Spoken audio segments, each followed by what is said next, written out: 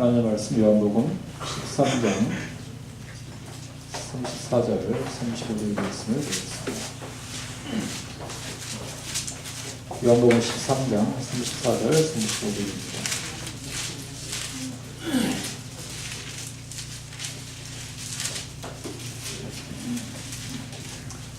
새 계명을 주노니 너희에게 주노니 서로 사랑하라. 내가 너희를 사랑한 것 같이 너희도 서로 사랑하라. 너희가 서로 사랑하면 이로써 모든 사람이 너희 가운데 제자인 줄 알리라. 아멘. 네. 안녕하십니까? 안녕하세요. 반갑습니다. 세종시 처음 와봅니다. 그 뉴스 보면 가끔 세종 그 청사 그림이 나오는데 그것도 실제로 처음 봤고 와가지고 교회 이름이 세종 행복교회인데 제가 와서 잠깐 보니까 왜 행복교회라고 붙였는지 좀 이유를 알 것 같기도 합니다. 교회가 아주 분위기가 좋습니다. 제가 여기 앉아있는데 제가 용영교회 생각이 났어요. 왜냐하면 용영교회 이렇게 상가에 있다가 건축해서 나갔거든요. 용영교회들이 늘 건축을 위한 꿈을 오랫동안 꾸고 함께 힘을 합쳐서 결국 그 꿈이 이루어졌습니다. 아까 지사님 기도하셨는데 꿈꾸고 계신 모든 것들이 하나님의 은혜 가운데 성취되리라 저는 분명히 믿습니다. 아멘. 제가 오늘과 내일 예배 시간에는 건축에 관한 얘기를 하지 않겠습니다. 하지 않고 오후에 건축에 관한 얘기를 함께 나누도록 하고요. 오늘과 내일은 제가 목회를 하고 있습니다만은 여러분들이 보시기에 그 목회자들이 좀 이렇게 부러우시죠? 네?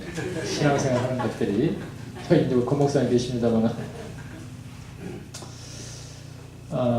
실제로 이제 이 목회직에 있는 우리들은 목회자들이죠. 저희가 말하는 것만큼 그렇게 못합니다. 어떤 그런 측면에 있어서 여러분들 더 못해요. 저희들이 이제 그런 위치에 있다 보니까 나는 못하면서도 할 수 없이 얘기를 하는 이런 것들이 뭐 다 그럴 겁니다. 저도 참 괴롭습니다. 그런 것들이. 그래서 늘 이렇게 목회를 하면서 목회를 위한 목회가 아니라 내 자신의 그 영적인 삶을 위한 신앙, 이것이 내게도 소중하다라는 생각을 늘 하고 삽니다. 그래서 이제 그쪽으로 나름대로 이렇게 좀 고민하고 살거든요. 어떻게 내가 목사이기 이전에 한 사람의 신앙인으로서 어떻게 살아가야 할 것인가. 그래서 이제 오늘 이제 그런 측면에서 좀 말씀을 좀 드리도록 하겠습니다.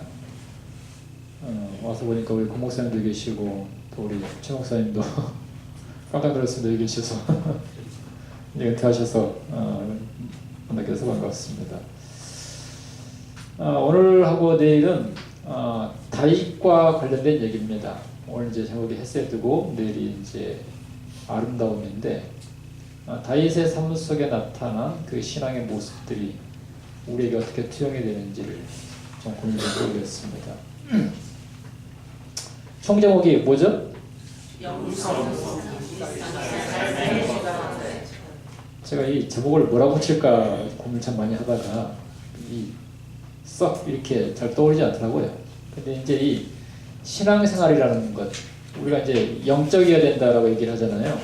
도대체 영성 있는 것이 도대체 무엇이냐, 혼자 고민하다가 내 일상의 삶 속에서 하나님의 말씀에 하나씩 순종해 나가는 이것들이 모여서 이것이 내 신앙을 이룬다, 이렇게 생각을 합니다. 저는 그렇게 생각합니다. 신앙이 무엇이냐? 내가 가진 원성, 제가 붙여본 겁니다. 원성은 뭐라고 붙였냐면 하나님께서 인간에게 처음 주셨던 그 심성입니다. 타락하기 이전에. 그것을 저는 원성이라고 붙여봤고, 그리고 죄성, 이것은 타락 이후에 인간이 가지게 된 본성이에요. 우리는 이제 죄성을 가지고 태어난 것이죠. 아담 이후로 태어났으니까. 그래서 신앙은 이 원성과 죄성이 서로 싸우는 것이다. 우리가 이게 본성이라고 얘기를 하죠. 원성과 본성이 싸우는 것이다. 그래서 이 대쟁투라는 것은 이 두 성향 사이에서 인간이 자신의 주인을 누구로 택하느냐의 싸움입니다. 대쟁투는 이제 여러분들의 안에서 일어나고 있는 것이죠. 제 안에서. 여러분 안에 있는 본성, 주의 본성을 가지고 태어났죠. 근데 우리가 이제 요한복음 3장에 가면 예수 그리스도를 개인의 구주로 받으면서 하나님께서 우리에게 죄와 상관없는 하나의 생명을 또 주셨어요. 이것이 이제 이 새 생명이죠. 그러니까 이 죄인이 하나님으로 인해서 새 생명을 받아들이면 내 안에 있는 원래의 본성이 죽는 게 아니에요. 그냥 있습니다. 언제까지 있느냐? 내가 죽을 때까지 있어요. 그냥. 그러니까 나란 존재 안에 우리가 가지고 있는 원래의 죄된 생명하고 하나님께서 새로 주신 새 생명, 두 개의 생명이 있는 것이. 그러니까 이 두 개의 생명이 서로 나를 차지하려고 싸우는 것입니다. 이게 이제 대쟁투예요. 이것이. 하나님께서는 이 성경에 여러 인물들을 기록해주고 있는데 이 성경에 나타나는 인물들이 이 두 성향 사이에서 어떻게 살았는지 그리고 그 삶의 결과가 어떻게 되었는지를 우리에게 보여줍니다.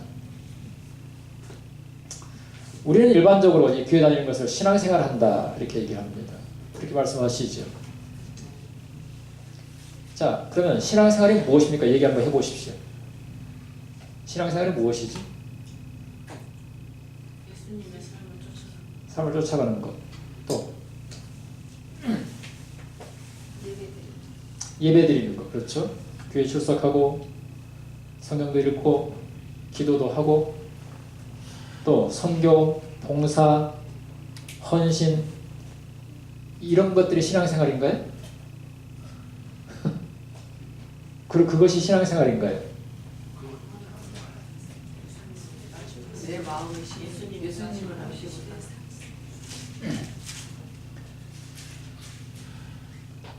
제가 이제 목사죠. 우리 고목사님하고 이제 현직 목사입니다. 근데 뭐 그런 경우는 없지만은 제가 하나님을 전혀 믿지 않으면서 말로서 여러분들에게 은혜를 줄 수가 있습니다. 그렇죠? 이게 가능하죠? 가능해요. 다시 말하면 내가 내 생명이 하나님의 생명과 이게 접촉하는 일이 없이 내가 기도할 수 있고 성경 읽을 수 있다 이 소리예요. 선교할 수 있고 봉사할 수 있다 이 소리예요. 그렇죠? 그래서 우리가 흔히 신앙생활 한다라고 교회 와서 기도하고 성경 보고 선교와 봉사와 헌신 이런 것들 하는데 이런 것들이 엄밀한 의미에서 신앙생활이 될 수는 없어요. 이 기독교의 본질은 무엇이냐? 기독교의 본질은 내 영혼이 하나님의 성품을 만나는 것, 이게 기독교의 근본적인 본질입니다. 이게 제일 중요해요. 그러니까 여러분들이 교회를 취입하시면서 교회 오실 때마다 전해진 말씀을 통하여서 그 순간순간 내게 다가오시는 하나님을 만나지 아니하면 그것은 예배 드렸다고 할 수가 없어요.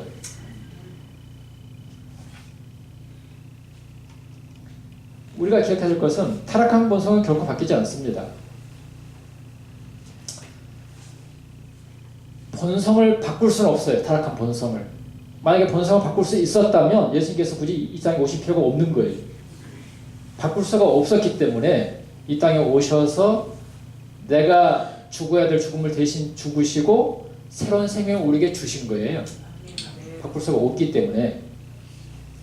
그래서 신앙이라는 것은 내 본성을 바꿀 수가 없기 때문에 하나님께서 우리에게 주신 새로운 생명을 가지고 그 본성을 이기는 삶, 이겨가는 삶, 이게 신앙이라는 것이야. 이게 진정한 의미에 있어서. 근데 여기서 우리가 조심해야 될 것은 진정한 거듭남의 체험이 없으면 거듭난 우리가 본성을 이기는 길은 결코 없다는 사실입니다. 그래서 진정한 거듭남이 없이 교회에 출석하게 되면 어떻게 되느냐? 성경의 표현처럼 바리새인적인 그리고 형식적인 신앙으로 흐르게 되는 것이.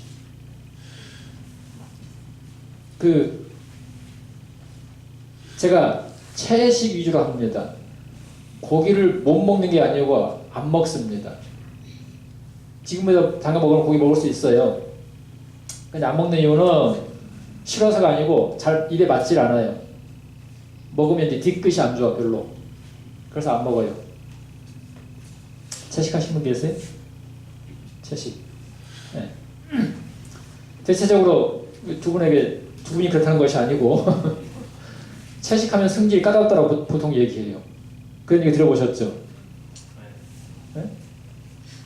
나 이분 처음 보는데 성질 까다롭습니까? 이 인상을 딱 보니까 전혀 안 까다로울 것 같아요. 아주 인상 좋으십니다. 채식 한 30년 40년 했는데 겨우 오면 그 사람은 얼마나 까다로운지 그런 사람이 있어요. 그 사람 채식 왜 할까요? 하나님께서 하라고 했으니까? 채식하는 거 좋긴 한데 왜 하나님께서 채식을 하라고 했는지 그 이유를 알고 해야죠. 그렇죠? 이제 예언의 신에 그런 말씀이 있습니다. 구원받을 사람의 입에서 결국 고기는 떨어질 것이다 그랬어요. 결국은 채식에 다 돌아가요. 결국은 구원은 무엇이냐면 그 에덴으로 돌아가는 게 구원이거든. 그 에덴에서 고기 안 먹었잖아요. 그래서 구원받을 사람들 결국은 고기 안 먹게 돼요. 점진적으로. 다시 말하면 내가 하나님과 더불어 늘 동행하는 삶을 살아가면 하나님의 제자가 되는 것인데 제자는 무엇이냐? 스승의 모든 것을 그대로 따라가는 사람이에요. 그러면 하나님께서 하신 것처럼 나도 그렇게 하고 살아가게 된다 이 소리죠. 하나님께서 하신 일 나도 하고 하나님께서 행동하신 것 나도 행동하고 그분이 드시는 것 나도 먹는다 이 소리죠. 그게 이제 구원이거든요. 그게. 그래서 내 더러운 본성은 그대로 놔둔 채로 신앙이라는 껍데기로 그 본성을 가리는 생활.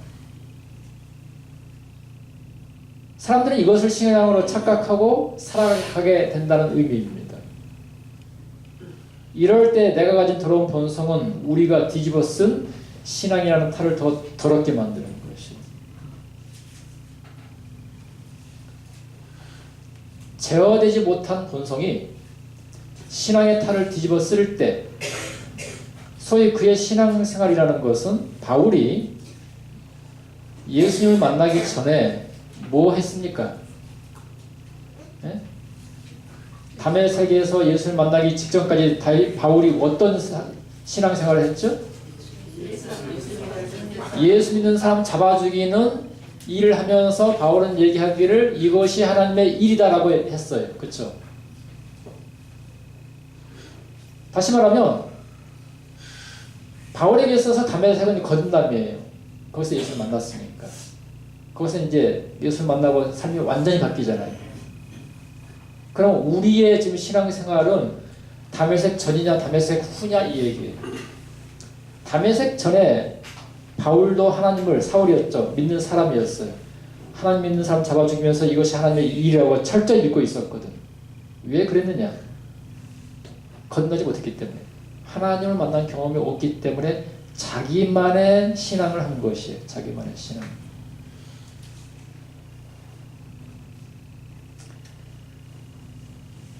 그래서 우리에게 있어서 그 신앙의 탈이라는 것은 타이틀입니다. 타이틀. 제가 소정학회인데 소정학회 목회자가 한 임시까지 한 250명 있습니다. 많죠. 이제 순서 따지면 제가 이제 20몇 번째 제 위로 이제 선배가 별로 없어요. 근데 친구들도 많고 하기 때문에 실제로 제 위에 선배가 뭐 손꼽습니다. 실제로. 제가 이제 기회수 때마다 후배들한테 그래, 후배들한테. 야, 내가 목사이기 전에 한 사람의 인간이다, 먼저. 그쵸? 우리가 목사를 태어난 게 아니고 장로로 태어난 게 아니고 집사로 태어난 게 아니잖아요. 태어나서 살다 보니까 목사가 되고 장로가 되고 집사가 됐단 말이에요. 너는 목사라는 타이틀을 가지고 살지 말고 내 인간성이 하나님을 먼저 섬기는 이것부터 배우라 이렇게 얘기를 해요. 그래서 제가 이렇게 비유를 합니다. 교회 다니는 어떤 새로 나오신 분이 예를 들자면 이렇게 남의 것을 훔쳐갔어요. 그거 하고 목사가 남의 것을 훔쳐가는 것하고 어떤 게 더 큰 문제입니까?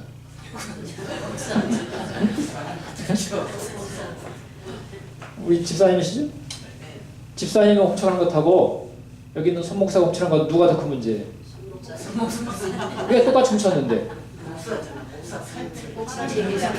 그렇죠. 목사니까 그런 거예요. 목사니까. 이 얘기는 뭐냐면 내 본성이 더러우면 내가 집어쓴 그 타이틀을 더 더럽게 만드는 거예요. 그죠? 네? 근데 사람들이 이렇게 생각하고 있대요. 사람들이.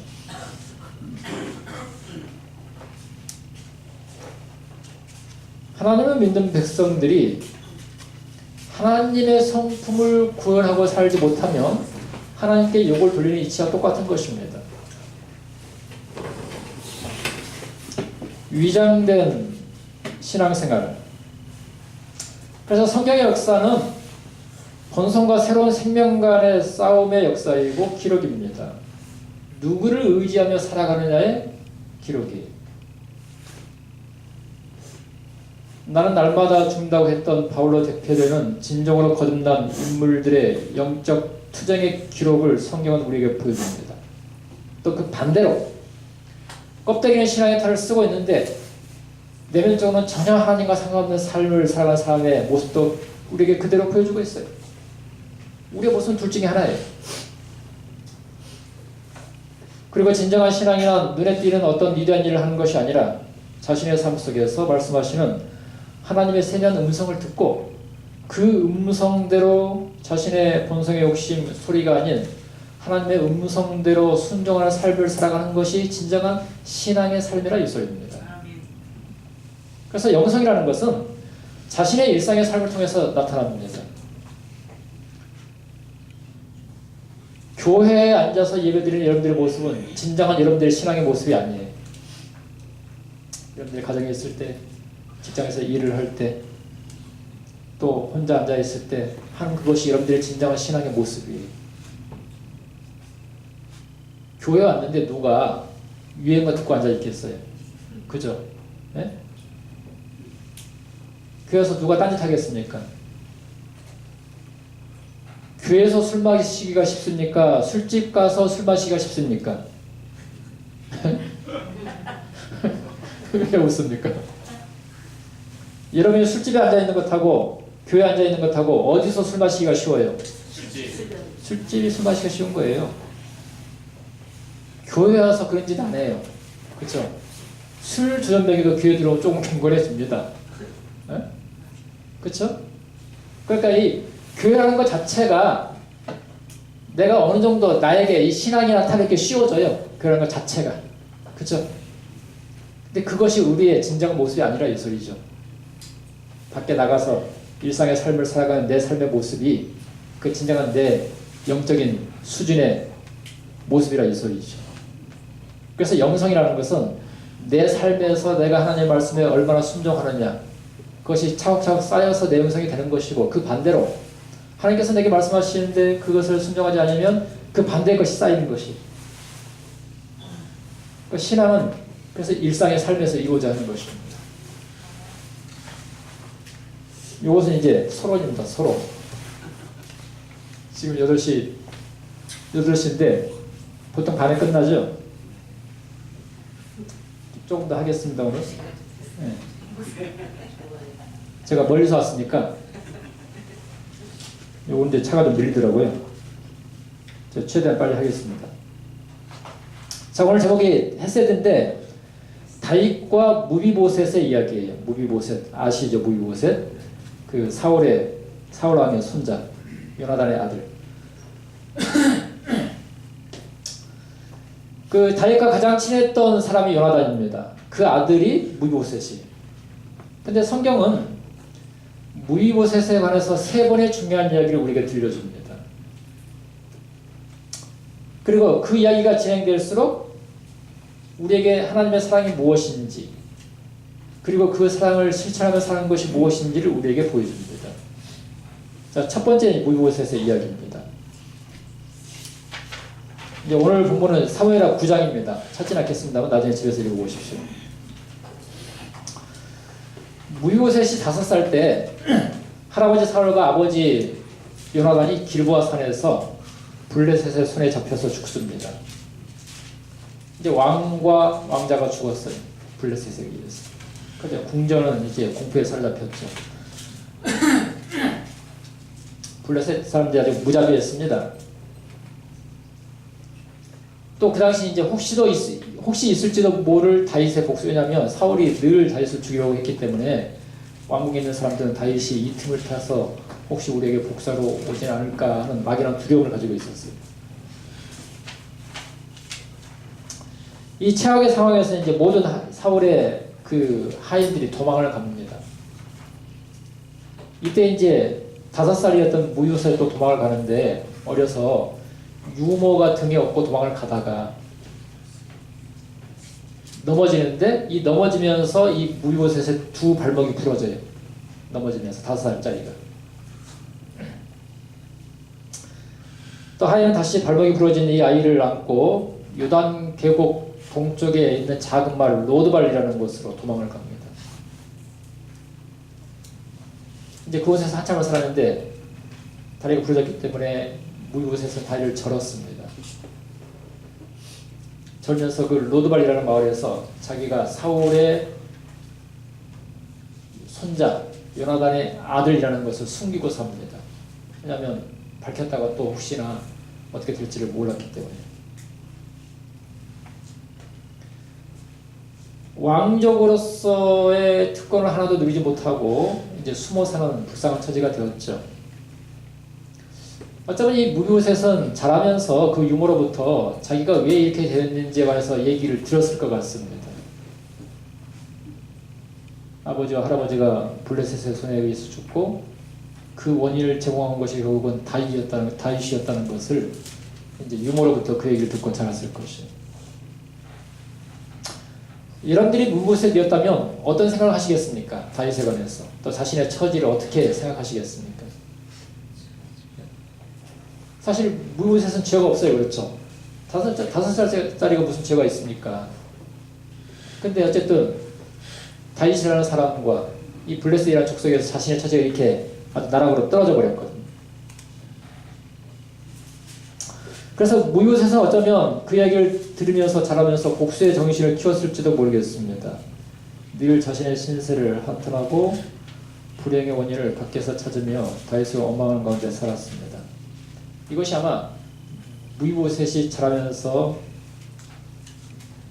그가 가졌던 어린 시절의 모든 것이 이었을 것으로 추정이 됩니다. 이게 첫 번째 이야기고, 두 번째 이야기는 이 첫 번째 이야기부터 여러 후에 나오는데, 성인이 되었는데 여전히 불구였어요. 그래서 이제 어려서부터 불행한 이야기를 듣고 자란 까닭에 그 영혼도 병들어 있었습니다. 그러던 어느 날 왕궁에서 사람이었어요.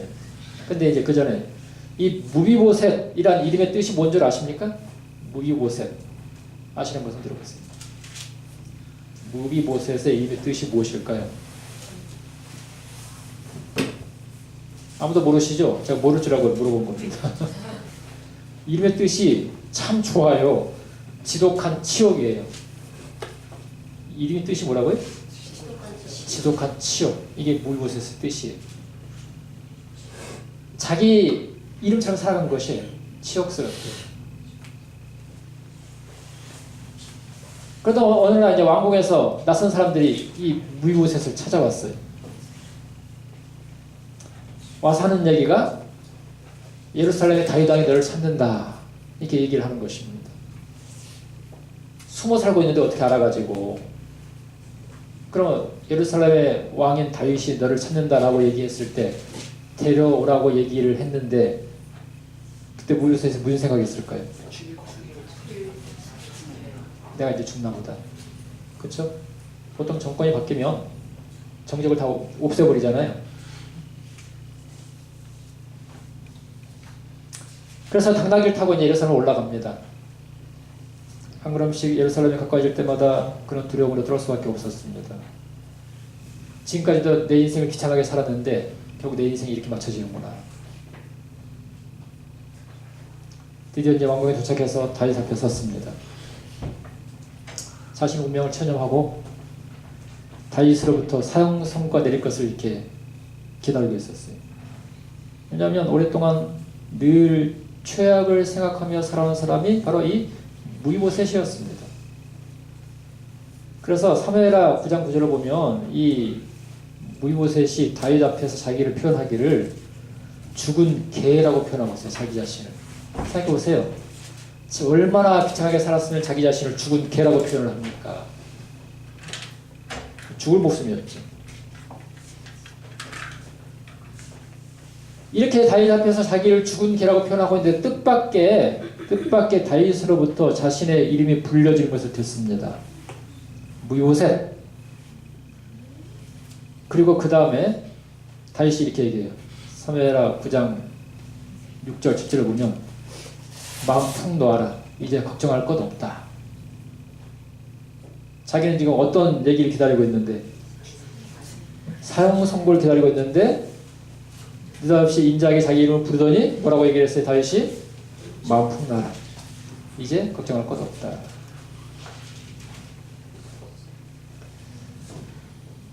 무요셋은 왕족이었습니다. 왕족. 근데 늘 피해의식에 사로잡혀 있었어요. 피해의식에 사로잡혀 있으면 자신의 존귀함을 깨닫지 못합니다.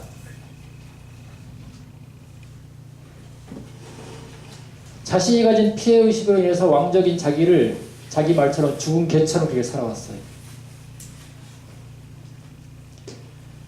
다윗의 왕궁에 서 있는 이 무비보셋이 몰랐던 한 가지 중요한 사실은 지금 이 무비보셋이 다윗에게 사랑받기 위해서 다윗 앞에 서 있었다는 것입니다. 자신의 신하를 로드발이라는 마을에 보내서 무비보셋을 찾아오게 한 것은 다윗의 일이었어요. 물었습니다. 다윗이 신하들에게 혹시 죽은 사울과 요나단의 혈족이 있는지를 물었어요. 그래서 신하들이 저 시골 구석에 요나단의 아들이 살고 있습니다 라고 얘기를 했고 데려와라 이렇게 얘기를 했어요.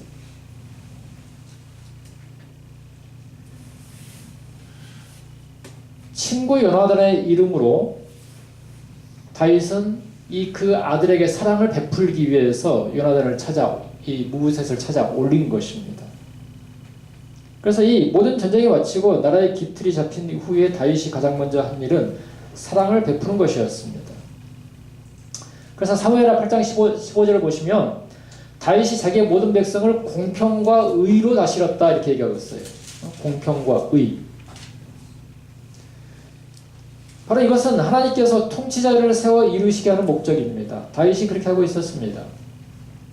이때만 해도 다윗의 통치 초기였기 때문에 무비보셋은 이런 다윗에 대한 소문을 듣지 못했습니다. 게다가 이 무비보셋은 오랜 예전에 다윗과 자기의 아버지인 요나단이 세운 언약도 전혀 알지 못했어요. 다윗과 요나단이 어떤 언약을 했죠? 둘이서? 예? 예? 친구하자고? 그건 맞아요. 서로 왕. 사무엘상 20장 42절이 그 언약이에요. 제가 읽어드릴게요. 사무엘상 20장 41절. 요나단이 다윗에게 이르되 평안히 가라. 우리 두 사람이 여호와의 이름으로 맹세하여 이르기를 여호와께서 영원히 나와 너 사이에 계시고 내 자손과 내 자손 사이에 계시리라 하였느니라. 다윗은 일어나 떠나고 요나단은 성으로 들어오니라. 자, 좀 어렵죠? 쉬운 성경은 이것을 이렇게 기록합니다. 그러자 요나단이 다윗에게 말하였다. 잘 가게. 우리가 서로 주님의 이름을 걸고 맹세한 것은 잊지 않도록 하세. 주님께서 나와 자네 사이에서 뿐만 아니라 나의 자손과 자네의 자손 사이에서도 길이길이 그 증인이 되실 걸세. 다윗은 일어나 길을 떠났고 요나단은 성 안으로 들어갔다. 이것이 이제 이 사무엘상 20장 40절 이 내용이 다윗과 요나단이 마지막으로 한 이야기고 그 뒤로 요나단이 죽을 때까지 한 번도 못 만납니다. 이제 그 뒤로 다윗은 늘 사울의 추격을 피해서 도망다녔고 요나단은 자기 아버지 사울을 따라서 다윗을 추격한 일에 쫓아다녀요. 그러다가 이제 요나단이 죽을 때까지 이 두 사람은 결코 다시 만나지 못해요.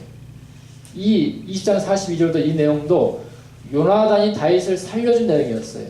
아버지가 죽이려고 했을 때 빨리 가라고 하면서 이제 둘이 마지막으로 언약을 한 것입니다. 너와 나 사이에 하나님이 계신 것처럼 너희 자손과 내 자손 사이에서도 하나님이 계실 것이고 이 언약을 지키자. 요나단과 약속했던 그 사랑의 자손이 지금 다윗 앞에 서 있는 것입니다. 비록 무비보셋은 알지 못했지만은 그는 다윗이 그날 약속하고 언약했던 사랑의 자손이었던 것입니다. 근데 무비보셋은 전혀 알지 못했어요.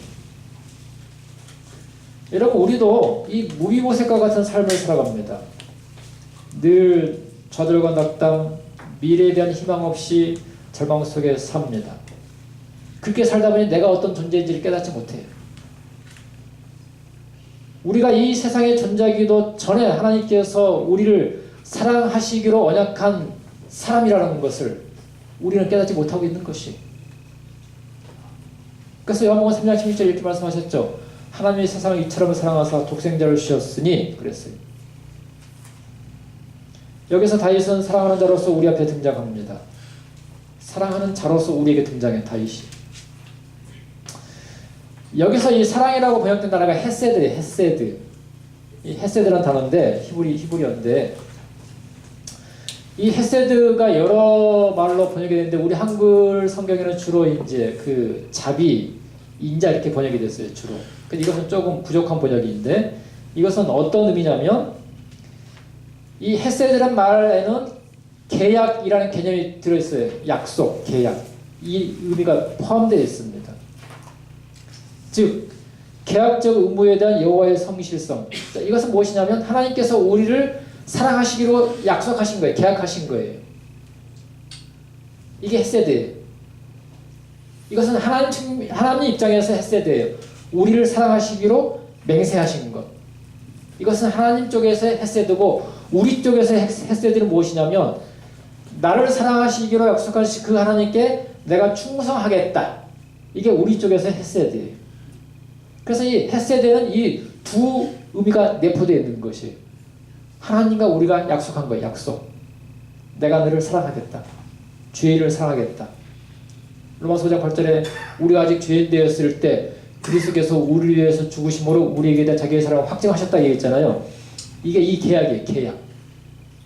근데 우리는 예수님을 알기 전까지 하나님께서 나를 사랑하신 그 사랑을 우리가 알았어요? 몰랐어요?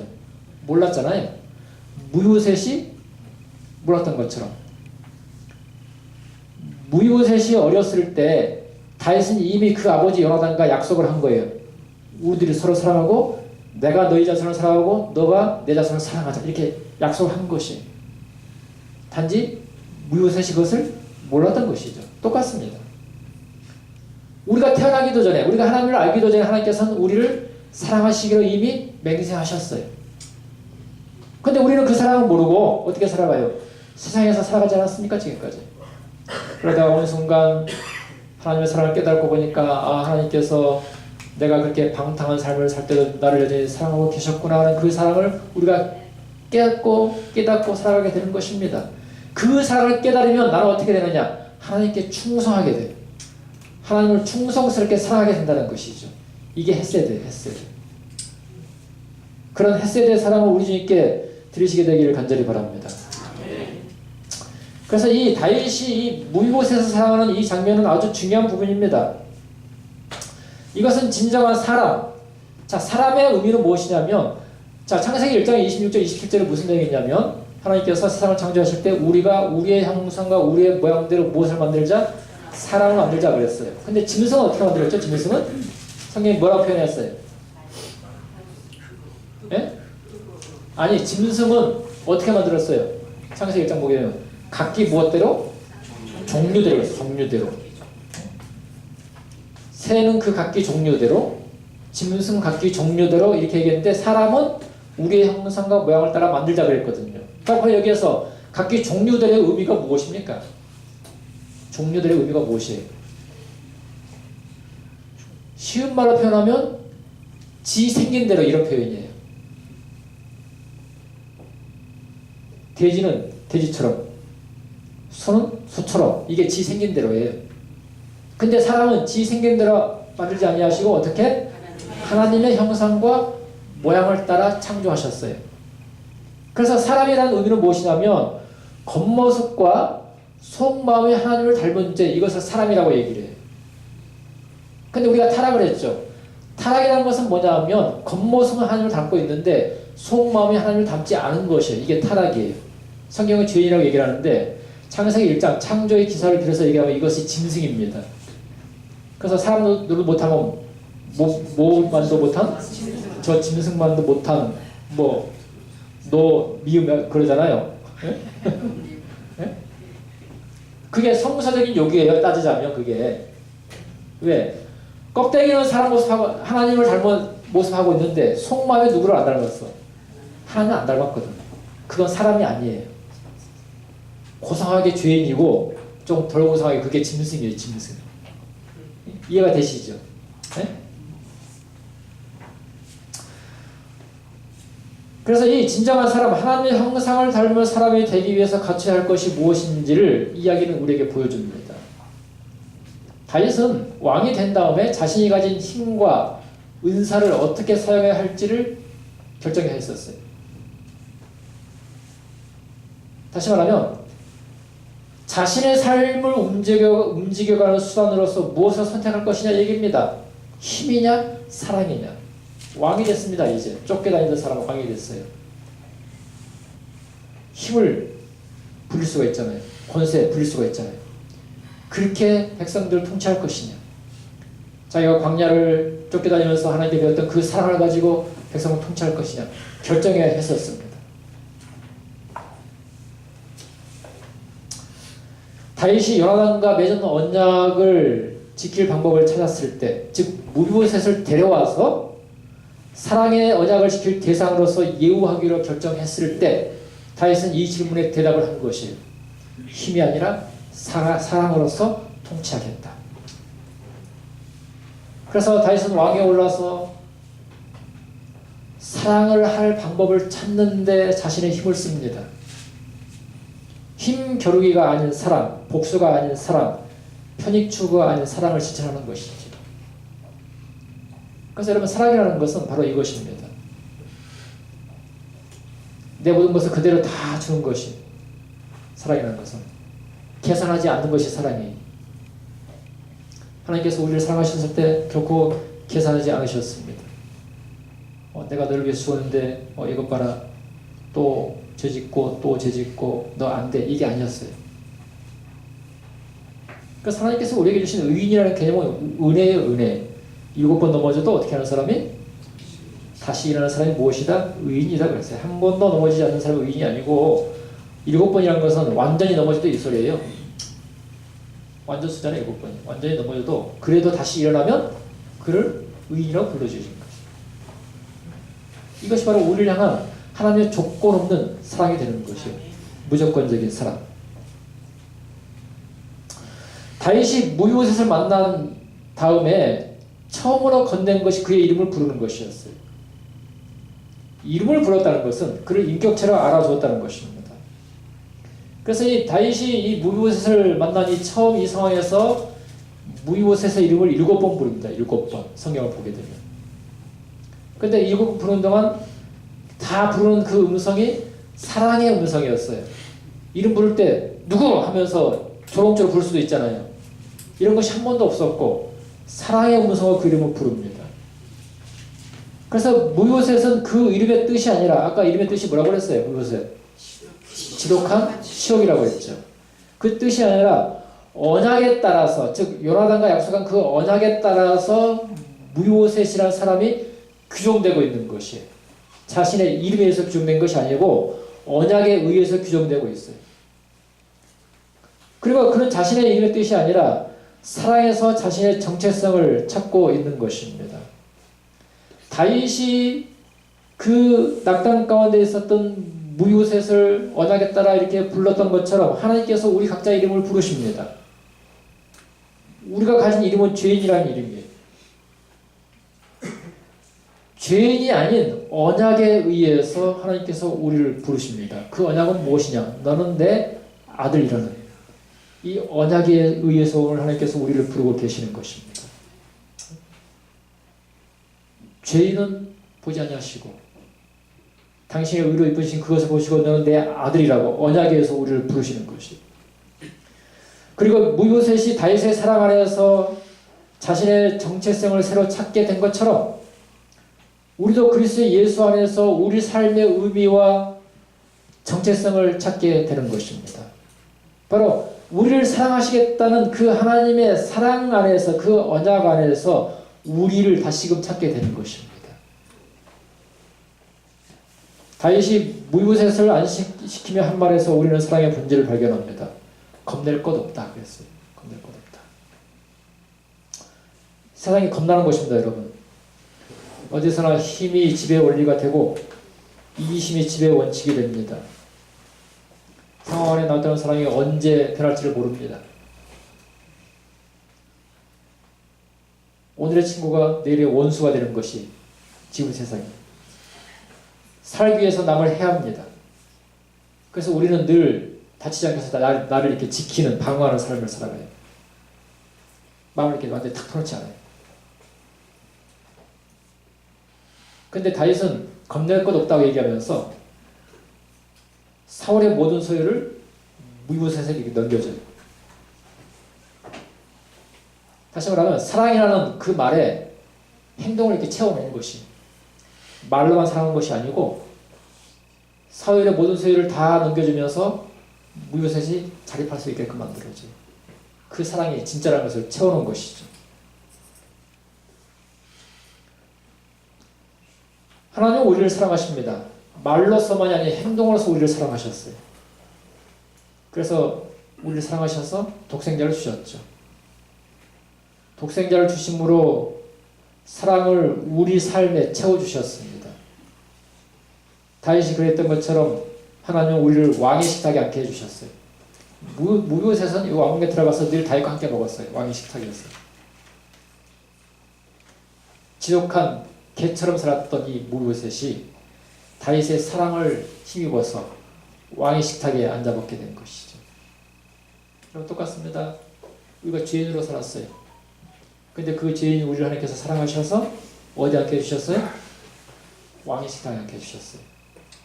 바로 이것이 우리를 향한 하나님의 온전한 사랑이 되는 것입니다. 자, 이제 무비보셋에 관한 세 번째 이야기를 하겠습니다.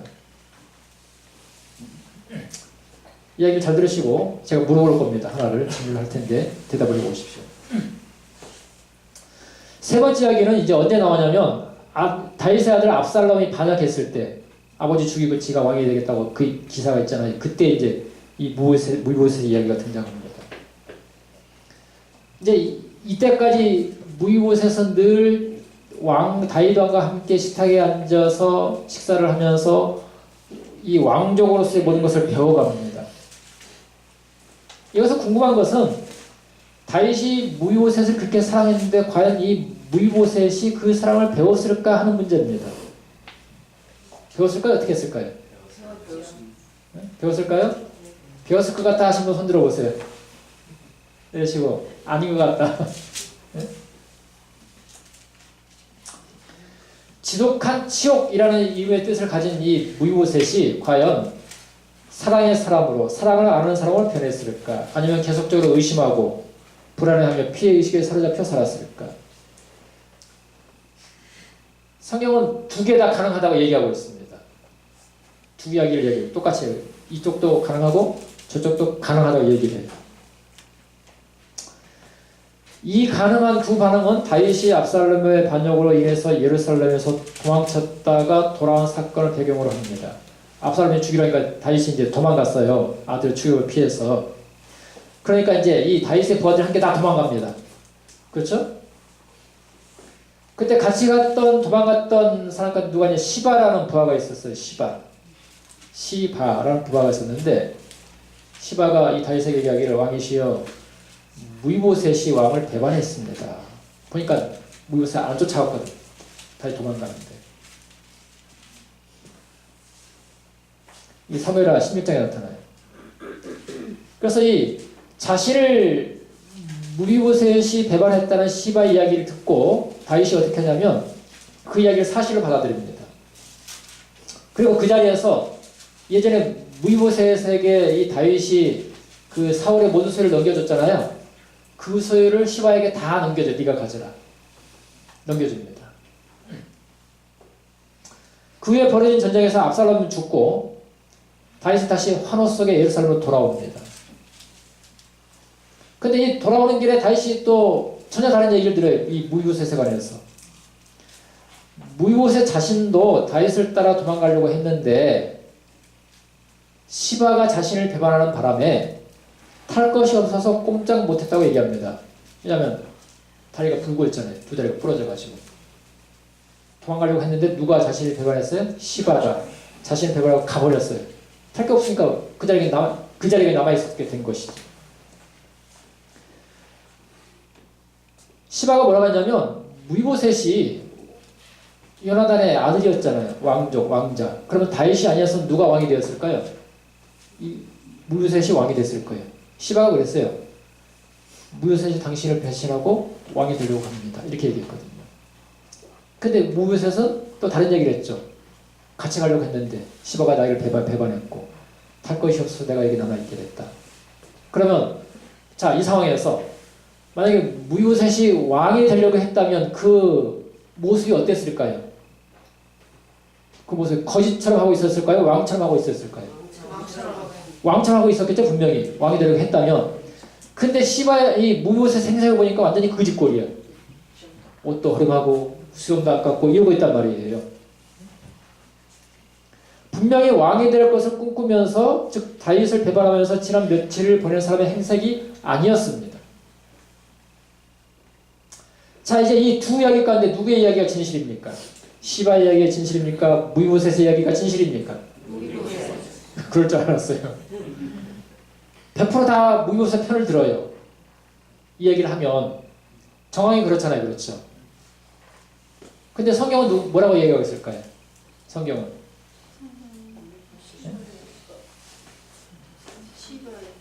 성경은 여기에 대한 최종 판결을 내리고 있지 않아요.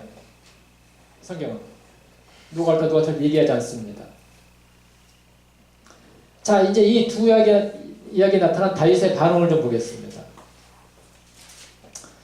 이 이야기의 핵심은 누가 배신했느냐 이게 핵심이 아니에요. 이 이야기에 대한 다윗의 반응이 핵심이에요. 먼저 다윗은 시바의 말을 믿었죠. 그렇죠? 근데 이제 돌아가서 무이보셋의 얘기를 들어보니까 둘 중에 하나는 거짓말이야. 그렇죠? 왕입니다. 여러분이 이 위치에 있었다 왕이었다면 어떻게 했을까요? 당장 감옥에 가서 사실관계 확인해가지고 거짓말 한 놈을 어떻게 했을까요? 아주 잡아 죽였던지 감옥에 가뒀겠죠. 예? 근데 다윗은 그렇게 하지 않았어요. 누구의 말이 진실인지 밝히려 하지 않았습니다. 그저 그 두 사람을 다시 자기의 집으로 받아들여요. 신하로서 왕의 식탁에 함께 먹던 자로서 다시 받아들입니다. 예전처럼. 다윗의 사랑은 배신과 무책임, 거짓과 위선을 포용할 수 있을 만큼 넓어진 것입니다. 다윗의 사랑이. 다윗은 이 무이보셋에게 두 번째 사랑의 행위를 베푸는 상황에서 전쟁을 인해서 몹시 지쳐 있었어요. 다윗의 상황을 보면 아들이 자기 죽이겠다고 쫓아다녔잖아요. 얼마나 힘들었겠어요, 그 상황이. 네? 여러분의 자녀가 이런 죽이겠다고 쫓아다녀봐요. 얼마나 비참하고 힘들겠냐고. 그죠? 이런 상황이었어요. 이런 상황. 생애 최악의 거절과 배신을 겪고 거의 죽을 뻔했고 아들의 죽음으로 근데 그 아들도 죽었거든요. 압살롬이. 슬퍼했잖아요. 목나고 울었잖아요. 다윗이. 이런 다윗 앞에 시바의 말에 의하면 배신자인 무이보셋이 서 있는 것이에요. 그렇죠. 이런 다윗 앞에. 다윗은 지난 며칠 동안 너무도 많은 변절과 배신을 당했습니다. 무이보셋 역시 그의 사랑을 저버린 또 하나의 배신자가 아니었습니까? 엄밀하게 의해서 보게 되면. 그러나 다윗은 문제 삼지 않습니다. 더 알려고도 하지 않았어요. 그는 무이보셋의 말을 그대로 받아들이며 그를 끝까지 믿어줍니다. 즉 무이보셋을 사랑하되 끝까지 사랑한 것입니다. 다윗 자신은 엉망이 되고 약해질 대로 약해져 있었지만 그의 사랑은 여전히 강했습니다. 언약이라는 강철같은 버팀목이 있어서 그 사랑은 언제나 견고하고 한결같으며 헌신적이었다는 것입니다. 여러분 기억하십시오. 우리가 끊임없이 하나님을 배반해도 하나님께서는 우리를 끝까지 사랑하신다는 사실을 결코 잊지 마시길 바랍니다. 이 다윗이 자신을 배반했다고 생각한 그 무이보셋을 그렇게 사랑한 것처럼 말입니다. 우리 하나님의 사랑은 다윗의 사랑보다 더 강한 것입니다. 내가 태어나서 죽을 때까지 하나님을 배신한다 할지라도 그럴지라도 하나님께서는 내게 묻지 아니하시고 여전히 나를 사랑하신다는 사실을 잊지 않으시게 되길 간절히 바랍니다. 바로 이 사랑이, 이처럼 나를 사랑하신 하나님의 사랑이 우리 신앙의 기본이 되어야 하는 것입니다. 그 위에서 우리의 영성이 쌓여야 하는 것이에요. 우리가 하나님을 알기도 전에 하나님께서는 당신의 생명을 우리에게 주심으로 자기의 사랑을 확증하셨습니다. 보라, 아버지께서 어떠한 사랑을 우리에게 주사 하나님의 자녀라 일컬음을 얻게 하셨는고, 우리는 이 생에서 실망과 고통을 벗어나지 못한다고 해서 탄식하고 슬퍼하지 않도록 하자. 만일 하나님의 섭리로 우리가 시련을 견디도록 부름을 받는다면 우리는 십자가를 지고 쓴 잔을 마시되 그것을 우리의 입술에 대주는 것은 아버지의 손임을 기억하자. 낮에는 물론이요 흑암 속에서도 그분을 신뢰하도록 하자. 아멘. 여러분, 우리의 인생이 어두울 때, 내 인생이 힘들 때라도, 그때라도 하나님은 여전히 나를 한결같이 사랑하고 계신다는 사실을 결코 잊지 마시길 바랍니다. 그 사랑의 힘으로 우리의 인생길을 걸어야 하는 것입니다. 저는 이 이야기를 사랑합니다. 왜냐하면 목사인 제게도 이런 하나님의 사랑이 필요하기 때문에 그렇습니다. 우리에게 다윗과 같은 사람이 필요합니다. 힘들고 어려운 상황 속에서도 마음에 들키지 않아도 기꺼이 사랑을 베풀기로 결정하고, 그리고 무슨 일이 있어도 그 사랑을 한결같이 지켜가는 사람이 필요합니다. 부모와 자식 사이가, 부부 사이가, 사람과 사람 사이가 예전 같지 않습니다. 서로 신뢰할 수 없는 상황이 되고 말았습니다. 모든 관계가 그저 이익관계에 의해서 결정이 됩니다. 나만 편하면 상대는 불편하든 말든 어떻게 사는지 돌아보지 않는 세상이 되어버렸습니다. 그런 세상에서 다윗과 같은 사람이 필요한 것입니다. 그런 험한 세상에서 다윗이 온전히 표상하고 있는 예수님이 오늘 우리에게 필요한 것입니다.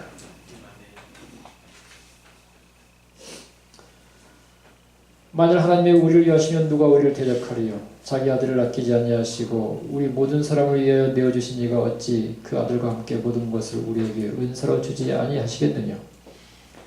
누가 우리를 그리스도의 사랑에서 끊으리요? 혼란이나 공고나 핍박이나 기근이나 적신이나 위험이나 칼이랴. 그러나 이 모든 일에 우리를 사랑하신 이로 말미암아 우리가 넉넉히 이기느니라. 내가 확신하노니 사망이나 생명이나 천사들이나 권세자들이나 현재이나 장래이나 능력이나 높음이나 기쁨이나 다른 나무의 피조물이라도 우리를 우리 주 그리스도 예수 안에 있는 하나님의 사랑에서 끊을 수 없으리라. 아멘. 여러분, 하나님께서는